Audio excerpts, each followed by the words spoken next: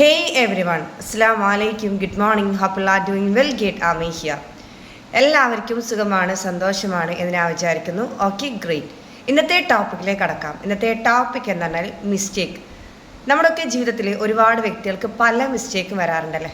ഇന്നും മിസ്റ്റേക്കിലൂടെ കടന്നു പോയ ഒരുപാട് സാഹചര്യം ഉണ്ടായിട്ടുണ്ട്.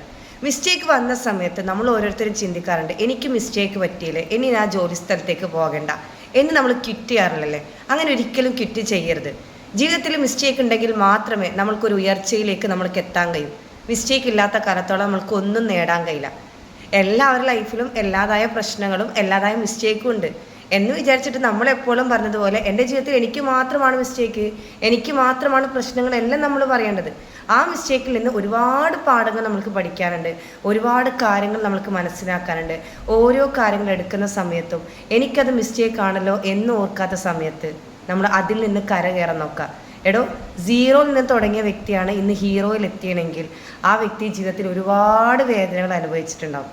അപ്പോൾ മിസ്റ്റേക്കിലൂടെ ഓരോ കാര്യം സക്സസ് ആക്കേണ്ടതാണ്.